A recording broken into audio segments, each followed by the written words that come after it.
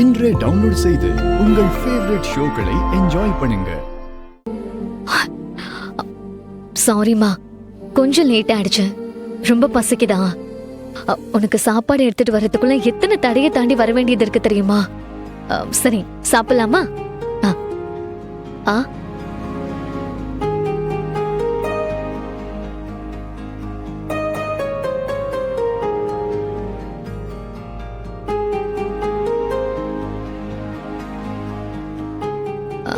நீ எதுவும் தப்பா நினைச்சுக்காதம்மா. இப்போதைக்கு எனக்கு வேற வழி இல்லாம தான் உன்னை இங்க தங்க வச்சிருக்கேன். எல்லாமே கொஞ்ச நாளைக்கு தான். உனக்கு முழுசா குணமாகற வரைக்கும் உன்னை எப்படியாவது பத்திரமா பாத்துக்கணும். இப்போதைக்கு என் மைண்டுக்குள்ள அது மட்டும் தான் ஓடிட்டு இருக்கு.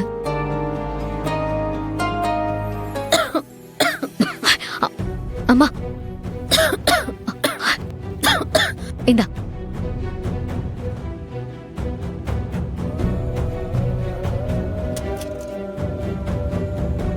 என்ன ஐலி, அம்மாக்கு இப்பதான் சாப்பாடே குடுக்குறியா?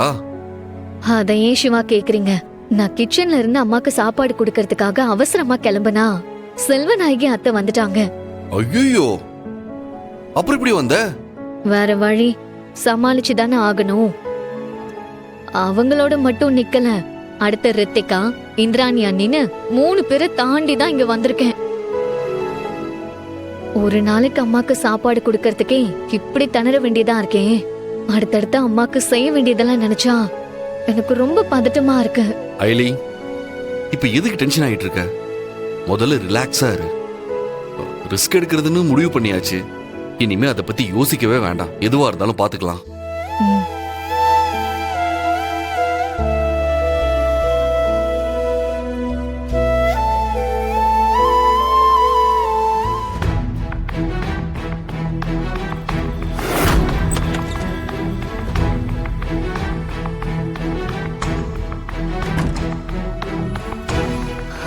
சிவா, நான் அவசரத்துல என்ன பண்றதுன்னு தெரியாம அம்மாவை இங்க கூட்டிட்டு வந்துட்டேன். எனக்கு வேற எதுவுமே யோசிக்க தோணல. ஆனா இப்போ நான் எடுத்த டிசிஷன் கரெக்ட் தானான்னு எனக்கு டவுட்டா இருக்கு. எனக்கும் இது ஆரம்பத்துல சரி வருமான்னு தான் தோணுச்சு. ஆனா அப்புறம் தான் நானே ரியலைஸ் பண்ணேன், நீ எடுத்த டிசிஷன் தான் கரெக்ட். அம்மா எப்பவும் நம்ம கண் பார்வையிலே இருக்கிறதா நல்லது. சரி வா, நான் போலாம்.